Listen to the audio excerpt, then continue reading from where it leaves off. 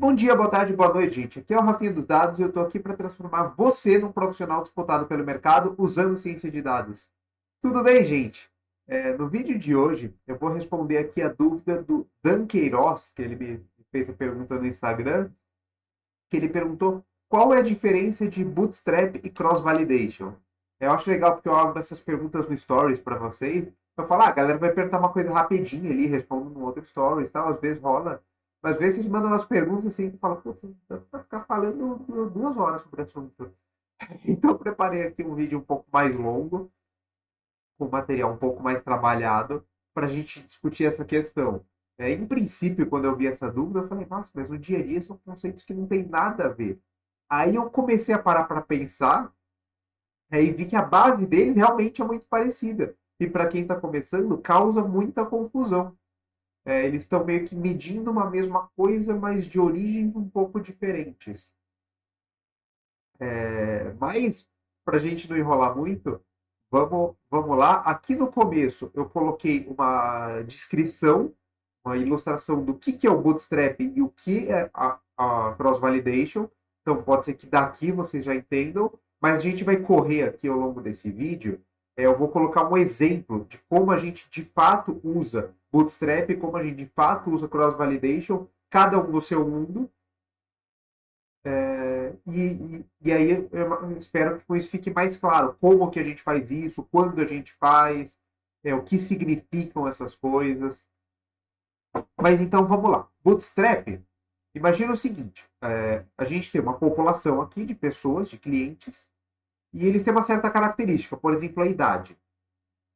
Isso aqui está partindo de um certo conceito estatístico, é uma certa crença estatística, que é o quê? Essa variável da minha população, por exemplo, a idade, ela é uma representação de uma coisa mais abstrata que é a distribuição de probabilidade. Então, existe uma distribuição de probabilidade teórica dessa população que fala, se eu sortear uma pessoa aleatoriamente, quantos anos ela vai ter. Isso existe independentemente da população. E é a população que eu observo, as pessoas que eu escolhi aí, a minha amostra, por exemplo, os clientes da minha empresa, são uma realização dessa distribuição. Eu peguei essa distribuição, transformei ela em números várias vezes e eu vi essa minha população. E é a única medida que eu tenho, essa população.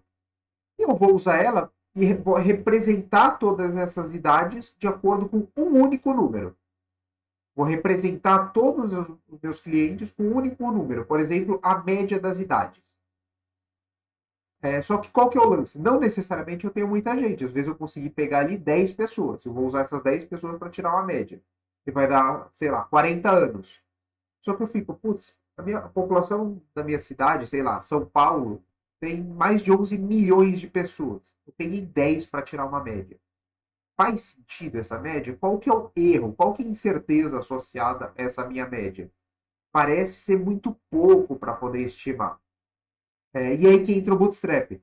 Ele vai ajudar, mesmo quando a gente tem uma população pequena, uma realização pequena de uma variável aleatória, uma distribuição de probabilidade muito complexa, ele vai ajudar a gente a fazer uma estimativa dessa incerteza. O quão variante é essa média dentro da minha população. E claro, se eu aumentar mais a população, minha incerteza diminui. E o Bootstrap vai ajudar a gente a fazer isso. A gente já vai ver como ele faz isso. Mas a pergunta que ele quer responder é essa. Eu tenho uma medida associada a uma população, a uma distribuição de probabilidade que gerou uma população.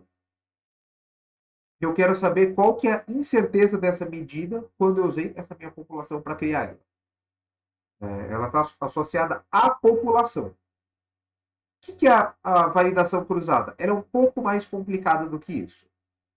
Então, tem uma população, e aqui veja, não importa se as variáveis dessa população, você acredita que existe uma distribuição de probabilidade abstrata que realizou elas ou não, e aí eu poderia gerar a distribuição de probabilidade a partir do que eu observei.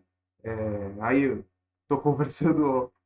Isso que eu estou falando dessas crenças é o que diferencia muito estatísticos bayesianos de frequentistas. Tem muito mais coisa por detrás disso, mas essa é uma das coisas. Mas aí não importa muito qual é a base que a gente está partindo.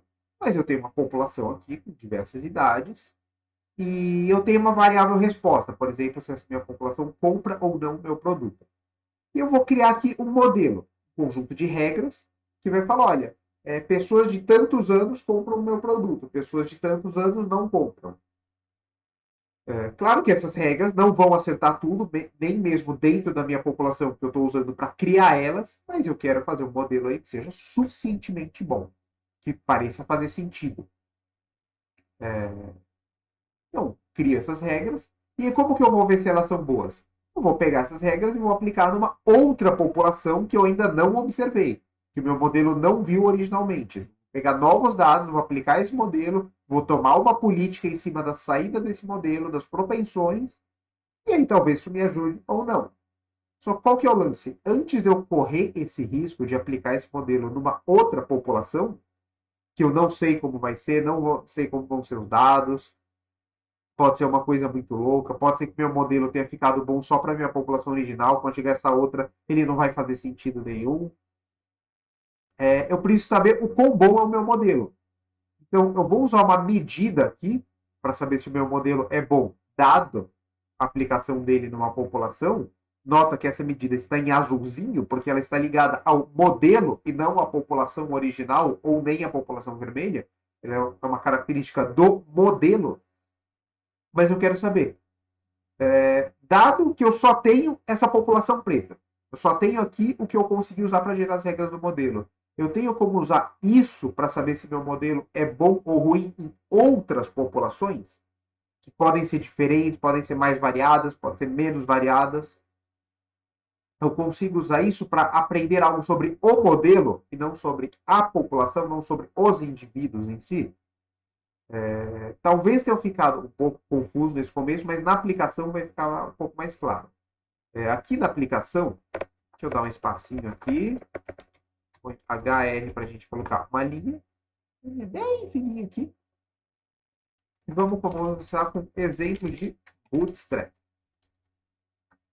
E aí depois depois do exemplo, a gente volta e revisa esses conceitos para ver se ficou mais claro.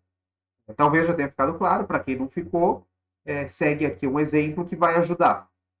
Eu mesmo levei bastante tempo para deglutir, entender bastante cada um desses dois conceitos, que eu aprendi, inclusive, em momentos muito diferentes. Então, vamos fazer o seguinte: eu vou ler aqui uma base de dados minha. Não se preocupa muito o detalhe do código, em alguns momentos eu vou explicar um pouco mais o que eu estou fazendo, mas não se preocupa muito com o código. A gente vai falar aqui muito dos conceitos de estatística, tá? Mas eu vou ler aqui uma tabela. Isso aqui é a minha tabela. Que eu tenho saídas de dois dados. Dado mesmo, dadinho D6. Que usa de jogo de tabuleiro. Eu tenho dado 1 aqui, que ele voltou 5, 4, 6, 1, 3. E eu tenho dado 2, que ele parece que volta um monte de 6. Parece ser um dado viciado. Mas pode ser acaso. Não tenho como garantir que esse dado é viciado. Então, levanta a seguinte pergunta. Dado que eu tenho essas amostras, eu tenho como provar para você, ou pelo menos dar um certo grau de confiança, de que a média do dado 1 é realmente menor do que a média do dado 2, ou seja, um deles é viciado. É o que a gente vai fazer aqui. Com uma certa ênfase, eu já vou mostrar aqui para vocês, eu tenho uma base de dados que eu tenho as médias reais desses dados. Então, aqui eu já estou roubando. Vou usar isso aqui simplesmente para ilustrar alguns conceitos que vão sair do Bootstrap. Normalmente, você não teria o valor real. Mas aqui a gente tem. Então, meu dado 1 aqui, dadinho 1, tem uma média de 3,5. É um dado não viciado.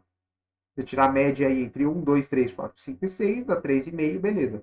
O dado 2 tem uma média maior, 4,75. Ele tem uma tendência maior a dar valores altos do que valores baixos. O que já parece alguma coisa estranha. E aí, como eu poderia fazer isso? Eu tenho aqui minha tabela de dados, eu posso simplesmente olhar a média dela. Dados.min. E deu aqui. Se eu olhar só para essas 13 realizações desses meus dois dados, o que eu acredito que é a média deles? Eu vou falar que o dado 1 é 3,7, está mais ou menos perto do real, mas já varia um pouco. E o dado 2 é 5,23, é até maior do que o do dado 2. Mas isso aqui não serve para nada, porque eu não sei qual que é a incerteza. Pode ser 3,7 aqui, mais ou menos 3. Que nem pesquisa eleitoral. A intenção de votos do dado 1 é 3,7, com um erro de 3 pontos percentuais para mais ou para menos. Ou seja, não sei absolutamente nada sobre esse cara. E aí está se sobrepondo com outra medida, eu não sei como que eu posso estimar esse erro. Que é, inclusive, como eles fazem em pesquisas eleitorais, tá? Eles fazem uma técnica de bootstrap, criam um conceito chamado de intervalo de confiança, que a gente não vai falar muito aqui hoje, mas a base em cima da técnica de bootstrap para entender qual é a incerteza da intenção de voto dos candidatos. Então, o que a gente vai fazer aqui? Aqui eu vou escrever o código, vou explicar para vocês linha a linha, então nessa parte vocês podem se atentar um pouco mais, mas simplesmente para entender o que a técnica faz, o que ela significa. Então, eu vou criar uma variável aqui, nboot igual 10.000. O que é isso? Eu vou fazer 10.000 repetições de um certo experimento. Nossa, vai demorar? Não, o computador faz rapidinho. Vou criar aqui duas listas vazias, médias 1 e médias 2. Já vai ficar claro o que a gente vai fazer com essas listas. Agora eu vou começar minhas repetições. Para isso, eu vou usar uma técnica de programação chamada loop, que ela permite eu executar o mesmo código várias vezes seguidas. Então, for n in range nboot, o que isso faz? A primeira vez que esse código aqui dentro dessa parte, um pouquinho mais para frente, executar, n vai valer 0, aí depois vai valer 1, depois vai valer 2, depois vai valer 3. E assim sucessivamente até 9.999. O último ele não roda. E o que eu vou fazer em cada um desses casos? Vou gerar uma amostra sample. Amostra de quê? Choice dados de dado 1. O que eu vou fazer? Eu vou aqui, nessa minha realização, nessas minhas 13 medidas, e vou gerar uma outra população sorteando elementos dessa. E sorteando com repetição. Então, eu vou colocar aqui, inclusive, o padrão já é, mas eu vou explicitar isso para vocês. Aqui. Replace igual a true. Então, eu tenho uma caixa aqui, com esses 13 valores. Eu vou sortear um elemento da caixa. Por exemplo, aqui sorteei 3. E anoto aqui 3. Eu ponho esse 3 de volta em baralho e sorteio outro. Aí vai sair um 6. Eu anoto aqui 6. E vou fazer isso. Vou gerar uma população de qual tamanho? Do mesmo tamanho do meu original. Dados.shape0. Já explico para vocês o porquê de tudo isso. E aqui eu vou fazer a mesma coisa para o meu dado 2. Parece esquisito, né? Mas aí o que eu faço?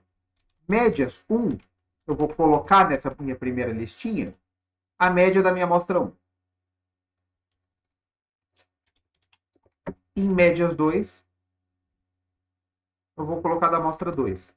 O que eu estou fazendo? Eu estou gerando uma outra população com uma distribuição parecida com a do meu dado 1, mas não igual, porque tem a reposição, e calculando essas médias, várias vezes. Quando eu repito isso várias vezes, eu fico com uma medida melhor, mais próxima, de todos os valores possíveis que fazem sentido, que poderiam gerar essa população. Então imagina, se eu tenho um dado viciado que dá sempre 1, ele nunca poderia gerar esses valores, ele nunca geraria um 6. Existem muitos dados viciados que podem gerar esses números, mas não todos. E aí eu vou ver quais são as possíveis médias que são capazes de gerar aquela população. Vamos rodar para ver se fica um pouco mais claro? Opa, deu um syntax error aqui. Porque o replace tem que vir no final. Desculpem por isso. Porque tem nome replace. Eu botei replace. Aí. Vamos ficar mais claro. Eu vou fazer um histograma desses resultados. Então, aqui, em azulzinho, é minha população 1. O que é isso aqui? No eixo X, é uma possível média real.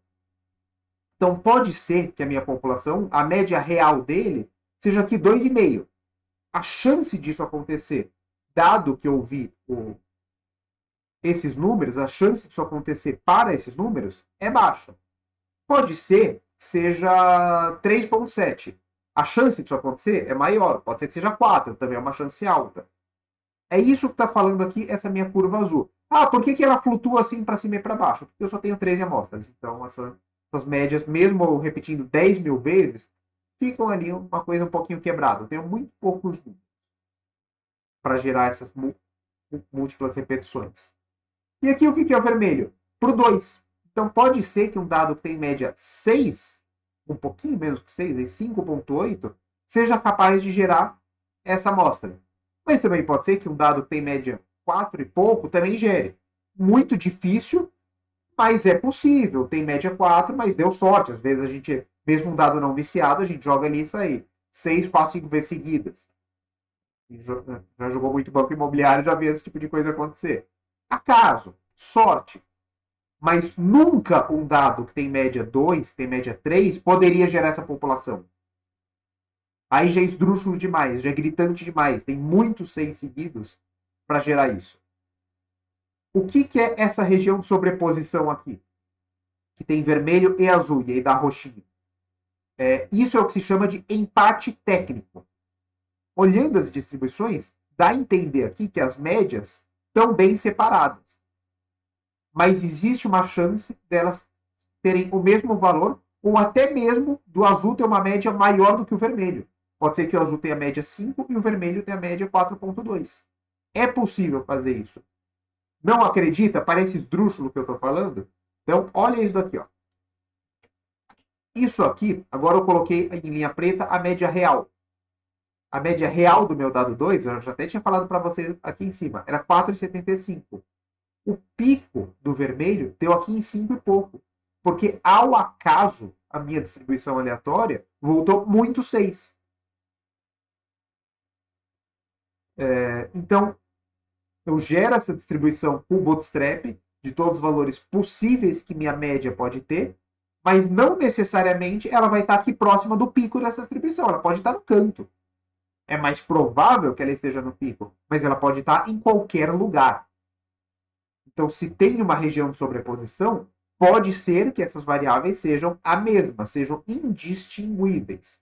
E aí também, eu não vou entrar nesse nível de detalhe aqui, mas existe uma coisa chamada teste estatístico, que às vezes por detrás ela faz um bootstrap, às vezes você faz um bootstrap em cima do teste, não importa muito isso, mas que ela vai te dar qual que é a confiança que você pode ter que de fato essas médias são diferentes. Então, essas médias são diferentes com uma confiança de 5%, de 2%. E esses 5%, 2% tem uma interpretação mais complicada, eu não vou entrar nesse nível de detalhe aqui. Mas existe esse conceito de teste estatístico que vai te voltar uma confiança, vai te voltar um p-valor de que essas médias são diferentes. Aqui a gente está vendo visualmente. O que acontece? O Bootstrap é fundamentado nisso.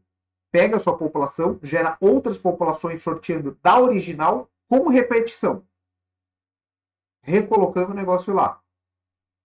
E toma a sua medida, aqui no caso é média, podia ser qualquer outra medida, para essas várias populações que você fizer. Aí você vai ter um cheiro do quanto a sua média pode variar. Você fica com uma confiança da sua média. Então lembra que aqui em cima, a gente tinha calculado nossa média, era 3,7 do dado azul. Aqui agora a gente consegue ver, é 3,7 aqui, um erro de mais ou menos aqui, sei lá, meio.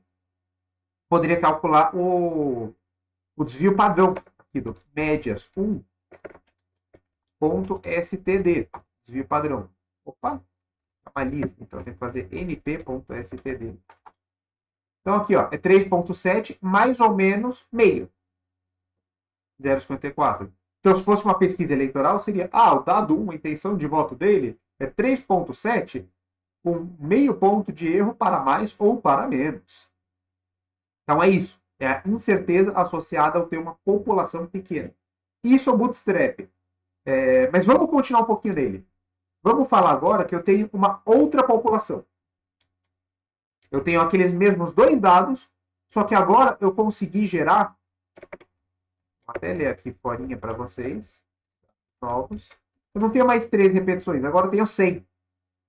eu tive acesso ao dado original, enchi o saco lá do cara que tem o dado, não sei o quê, porque você está me roubando, o seu dado é viciado, não sei o quê. Repete ele 100 vezes e me dá, porque agora eu vou ter certeza. Então agora eu tenho muito mais gente. Eu vou refazer aqui todo o nosso código de Bootstrap e fazer de novo nossos gráficos. Olha que legal. Agora não tem mais empate técnico. Então ainda pode ser que o meu dado 1, o não viciado, pode ser que ele seja viciado também. Pode ser que ele tenha uma média aqui de 3,7. Pode ser que ele tenha uma média de 3, viciado para baixo. O meu dado 2, que é mais viciado, pode ser que ele tenha uma média de 5. Pode ser que seja de 4,3. Mas com certeza, para qualquer valor que a gente gerou aqui da nossa distribuição, não tem empate técnico. Ele com certeza vai ter uma média maior do que o dado 1. Ele gera valores, em média, maiores. Sempre. E para confirmar aquilo que a média não precisa ficar no pico, nota que não está no dado 1, o pico dele não está em 3,5. Vou colocar aqui os valores das médias reais. Olha que legal, como eles ficam deslocados. Aqui, no caso, os dois deram para cima. Isso é acaso. Isso é a característica que essas 100 amostras aqui tiveram. É até legal, porque aqui em cima, nas minhas 13 amostras, as médias tinham dado, em média, maiores. Ao acaso, tive mais 6 do que 1, do que 2, do que 3. Do que a minha distribuição original diria. Agora, ao acaso, eu tive menos. Nessas 100 amostras que eu consegui aqui agora, eu tive menos 6 do que meu dado seria capaz de gerar. Então, o pico deu deslocado para lá. Mas ainda assim, a minha média está dentro da minha distribuição. Ela sempre estará, a média real, sempre estará dentro da distribuição. Para não falar sempre, existem casos pitorescos, que o estatístico pode falar, que a média não vai estar dentro da distribuição. Mas aí são casos mais particulares, a gente não precisa entrar aqui, eles dificilmente aparecem no dia a dia. São casos pitorescos. Mas é isso, o Bootstrap é isso. Eu tenho uma população e eu estou gerando uma medida dessa população. Por exemplo, média, por exemplo, desvio padrão, por exemplo, máximo, por exemplo, mínimo. Estou gerando uma medida, um único número calculado em cima de todo mundo dessa população. E agora eu quero saber qual é a incerteza desse número, qual que é a incerteza deste valor. E aí eu vou usar Bootstrap para calcular isso. O que é cross-validation? Vamos lá. Cross-validation, lembra, está associado a um modelo. Então agora a gente vai ler uma outra base. Porque ela precisa de uma variável resposta. Então simplesmente essa saída de um dado não é o suficiente para a gente. Vamos ler a nossa base aqui de cross-validation. O que eu tenho aqui? Isso aqui é uma base de marketing. Marketing bancário, na verdade. E eu tenho aqui um monte de valores. Idade, trabalho, estado civil. Elas já estão aqui transformadas em número sequencial para ficar um pouco mais fácil para o nosso modelo.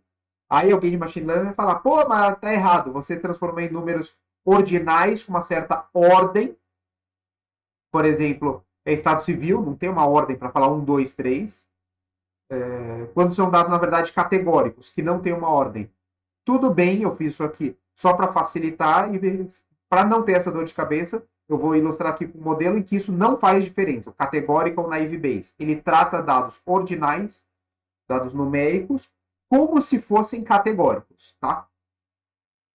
Isso é só um disclaimer, um detalhe, para a gente entender essa tabela.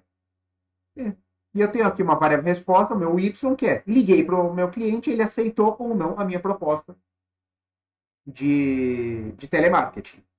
E se vocês tiverem curiosidade aí, eu até vou usar isso aqui um pouco, eu tenho uma tabela de depara. Então, quando aqui na minha coluna de idade aparece 4, na verdade a pessoa tem 21 anos. Eu fiz uma reescala. Tudo foi transformado para ordinal, indo de 0 até o maior valor possível. Então, por exemplo, se eu ver aqui o estado civil, como que é isso? 0 significa divorciado, 1 significa casado, 2 significa solteiro, 3 significa não sei. Não tem nenhuma ordem muito lógica aí do porquê disso. Não gera problema para o tipo de modelo que a gente vai usar. Então, o que é o cross-validation? Cross-validation, normalmente a gente está falando de scaffold. Esse negócio aqui. O que ele vai fazer? ele vai pegar os meus dados e vai dividir eles em 5 partes. Vai embaralhar e vai dividir os meus dados aqui, minhas 2.143 amostras de clientes. Não, desculpa. Minhas 41.188 amostras de clientes. Aqui da tabela original, 41 mil. E vai dividir em 5 partes. Como vão funcionar essas partes? Vamos ver. Ó, aqui ele gera um objeto gerador. O que é isso? É um objeto bom para colocar em for. A gente já vai ver lá em cima. O que é isso? Vamos colocar, a gente pode dar aqui um next, que seria, se tivesse no for, qual seria o primeiro valor que esse gerador ia gerar? Já vai ficar mais claro isso. Então, na primeira quebra, ele vai me voltar aqui 2 listas, 2 vetores, com números. O que é isso? O primeiro, vocês podem entrar na documentação dessa função capode, até ficar mais claro, mas aqui explicando para vocês. Esse primeiro são os índices, os números das linhas que eu vou usar para treinar o meu modelo. Meu conjunto de treino. E aqui, esse outro para o conjunto de teste. E eu posso fazer esse next de novo. Na verdade, eu teria que fazer assim. Split igual kf.split. Eu gero um gerador aqui. E eu ponho aqui. Split. Pega a primeira coisa que o meu split gera. Agora pega a segunda. Split. Qual vai ser o meu split? 1. Valores um pouquinho diferentes aqui. Tá vendo?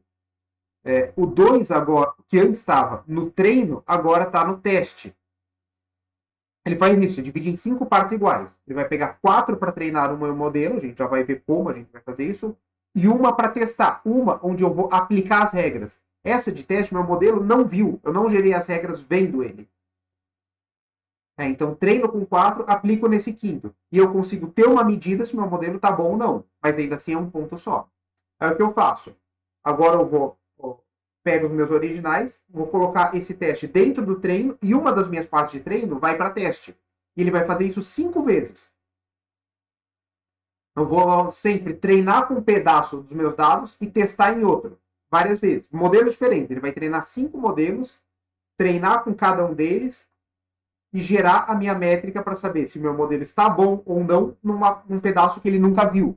Para eu não roubar, para o meu modelo não estar sendo testado em cima daquilo que ele foi criado, que é mais fácil, ele está roubando na prova. Vamos ver como que a gente faz isso. Então aqui eu vou usar o modelo de naive Bayes, então sklearn.naive Bayes import categorical NB e eu vou usar uma métrica para saber se meu modelo está bom. Vou usar o ROC ao C score. Não vou explicar nesse vídeo aqui o que é isso. É uma métrica para saber se o meu modelo está bom. Quanto mais perto de um, melhor o modelo. E vou colocar essas coisas numa lista. Então, para índice de treino e índice de teste em kf.split df, o que eu vou fazer? Vou gerar minhas variáveis preditivas para o meu modelo de treino a partir dos meus dados originais. Então, pega só os índices de treino e joga fora a minha variável resposta. Esse axis igual a 1 aqui, o Pandas pede para botar, a gente decora, se acostuma com isso. É meio chato. E aqui a gente vai fazer a mesma coisa para a minha variável resposta de treino. E a gente separamos aqui conjunto de treino, variável preditiva, variável resposta. E agora a gente vai fazer a mesma coisa para o teste. Teste. Teste. E agora eu vou criar o meu modelo categorical NB. Aqui eu vou colocar um parâmetro só para acontecer de um desse montão de valores aqui categóricos aparecer no teste, não aparecer no treino, o modelo não dá problema, não se preocupa muito com esse parâmetro. Depois eu posso fazer um vídeo só sobre naive Bayes, categoria para naive Bayes e tal. Mas isso aqui vai ser só para não dar erro na hora de eu explorar o meu modelo. Vai funcionar exatamente da mesma forma. Vou usar aqui depara, ponto valor, ponto max, mais um. Estou falando que qualquer uma dessas categorias pode aparecer até 1.500 vezes, que é o máximo que eu tenho de qualquer uma delas. Aí eu vou treinar o meu modelo, nos meus dados de treino. Vou colocar minhas predições do meu modelo aplicado no meu conjunto de teste. Aí, o predict proba volta uma matrizona de duas colunas. A primeira é a probabilidade de score de ser 0 e a outra o score de ser 1. Aqui a gente está interessado só no de ser 1. Então, pego a segunda coluna. 1 aqui, segunda coluna. 0 é a primeira, 1 é a segunda. E vou calcular minha métrica. alc.append, alc score, yts, pred. Muito código, ficou confuso. O que a gente está fazendo aqui? Vou colocar aqui o alc para a gente ver no final, na última linha. Que aparece na última linha, ele sempre põe na tela depois. Abstrai o detalhe do código. O que eu estou fazendo? Pegue o meu conjunto, df, minha tabela, divida uma vez, 4 partes para eu treinar, uma parte para testar. Treina o meu modelo nessas 4 partes, testa na que sobrou e calcula minha métrica de validação. Agora repete isso com outras 4 partes e a de teste. E faz isso 5 vezes. O que acontece aqui? Uepa! Porque é teste e dx. E é d para aqui. Tá? D para. Desculpa. O que acontece aqui? Gerou um monte de AUC, um pouquinho diferentes. Porque são modelos treinados com partes diferentes do meu conjunto e testado também em partes diferentes. E aí, o que a gente pode fazer? A gente pode usar essas 5 medidas, já que agora eu tenho uma população de modelos aproximadamente iguais, porque todos vieram de uma mesma população aí, mais ou menos parecida, mas testados, cada um num pedaço diferente. Eu tenho várias medidas diferentes da métrica do meu modelo, eu posso usar isso para tirar médias, para tirar desvios padrões. Então, por exemplo, se eu ponho isso daqui, o que eu concluo? Esse meu modelo, a hora que eu levar ele para um novo conjunto no mundo real e tal, ele vai ter uma performance de uma AUC aqui, essa métrica de performance, de 85,5 com erro de 0,6.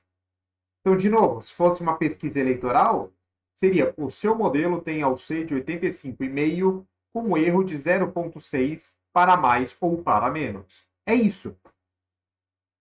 Então, o que é a validação cruzada? Vamos rever um pouquinho aqui em cima.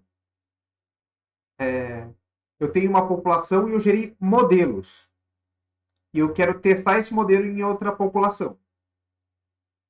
Em média, quanto esse modelo vai acertar ou errar quando ele levar para essa outra população? Como eu faço isso com a validação cruzada? Eu vou, a partir dessa minha cópia original aqui, da minha população pretinha, gerar um montão de modelos e testar esses modelos dentro dessa mesma população, em diversos pedaços. E aí eu posso ter médias dessa medida que eu consigo saber qual a incerteza que eu vou ter depois no mundo real.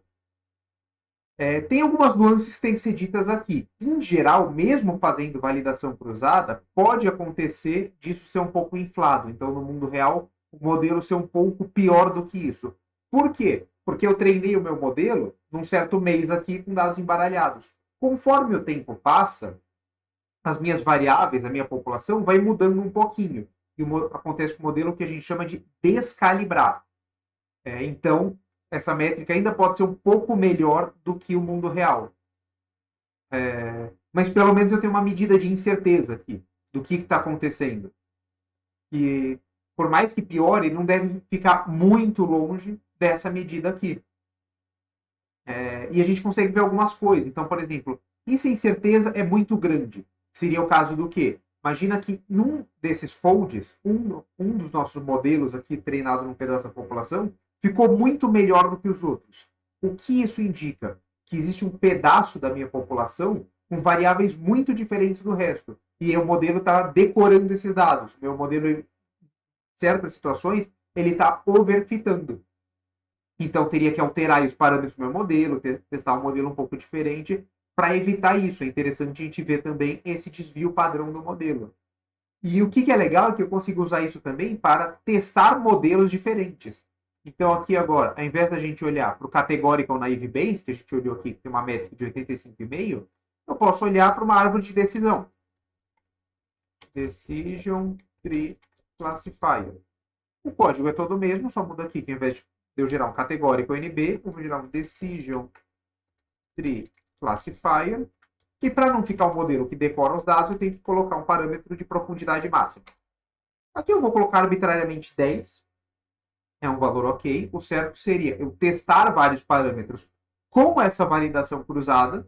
Testar com profundidade 4, 5, 6, 7, 8, 9, 10. E aí eu pego o que na validação cruzada, olhando para a média e desvio, é melhor do que os outros, consistentemente.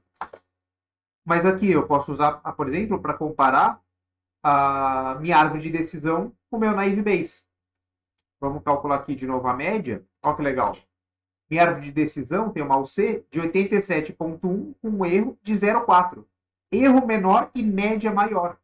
Ou seja, é um modelo, em média, consistentemente melhor do que o naive Bayes.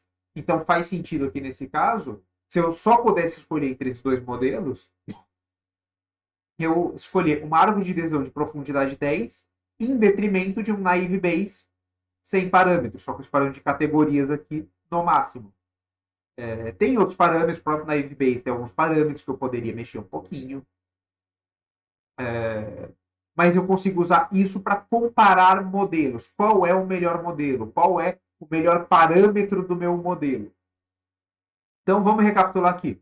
Bootstrap, o que eu estou fazendo?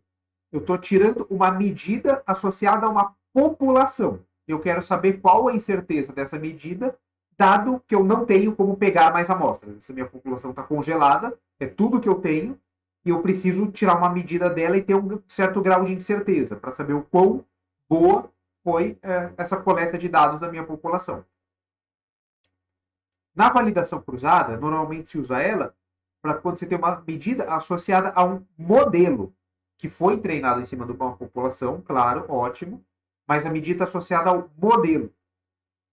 E aí eu uso a validação cruzada para saber se esse modelo é bom e eu posso usar isso para comparar esse modelo com outros modelos. Escolher o melhor modelo aí a ser treinado em cima de uma mesma população fixa. Então é isso, eu espero que vocês tenham gostado da aula de hoje. Se inscreve aí no canal, aperta o sininho para receber as notificações, ficar sempre por dentro dos nossos vídeos.